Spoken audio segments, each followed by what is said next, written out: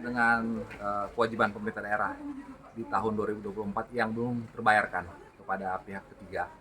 Jadi berdasarkan pendapat hukum yang kami buat berdasarkan permohonan dari Bupati Seluma. Jadi hal tersebut telah kami jawab dalam pendapat hukum atau legal opinion Kejaksaan Negeri Seluma. Adapun hal tersebut, pembuatan LO itu kami lakukan dengan berkonsultasi dengan BPK perwakilan Bengkulu dan melakukan ekspos di Kejaksaan Tinggi Bengkulu.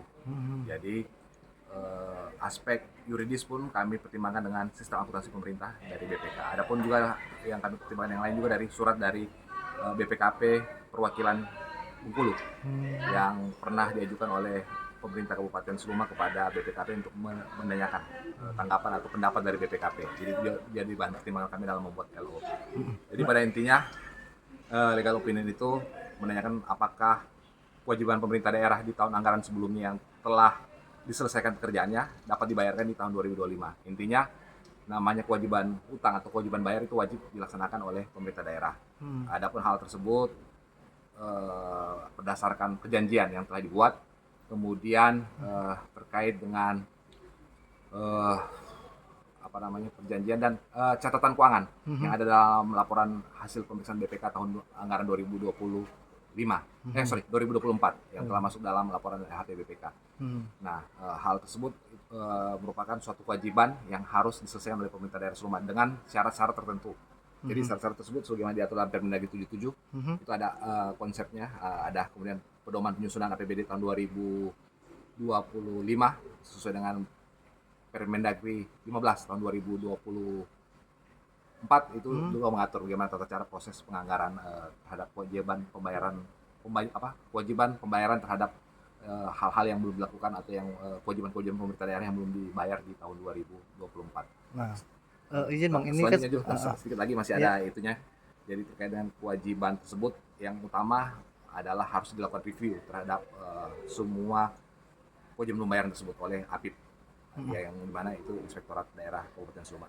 Nah, ini kan sumbernya kebanyakan untuk APBD kita dari DBH nih Bang. Nah, Ya. sedangkan kegiatan fisik kemarin banyak dari DAK. Itu memang diperbolehkan dari konsultasi rekomendasi di BPKP kemarin. Jadi yang kalau konsultasi ambil konsultasinya ke BPK. Oh, BPK. Tapi kalau pertimbangan dalam LO pun ada salah satu surat dari BPKP perwakilan. Jadi BPKP dengan BPK hal yang berbeda ya. Jadi kalau BPK Badan Pemeriksa Keuangan, kalau BPK Badan Pengawas Keuangan dan Pembangunan pemerintah. Jadi intinya kalau dari hasil konsultasi kami dan berdasarkan aturan perundangan, intinya penganggaran yang untuk dianggarkan di tahun 2025 ini khususnya untuk pembayaran kewajiban, pertama tidak boleh spesifik. Jadi sumber anggaran itu tidak boleh spesifik mengatur tentang kegiatan apa. Kemudian kedua, kalaupun ada spesifik mengatur terkait dengan kewajiban pemerintah daerah untuk pembayaran atau penyelesaian kewajiban-kewajiban di tahun sebelumnya. Jadi kalau sudah ada sumber anggaran di tahun 2025 sudah diatur secara spesifik, itu tidak boleh digunakan. Khususnya sudah diatur spesifik penggunaannya. Contohnya pembangunan jalan, pembangunan gedung itu tidak boleh digunakan. Nah, terlepas ada kewajiban tahun-tahun sebelumnya menggunakan dana DAK, DAU segala macam. Nah, kembali lagi itu berdasarkan hasil review, harus dilaksanakan berdasarkan hasil review APIP. Terutama jangan sampai double penganggaran.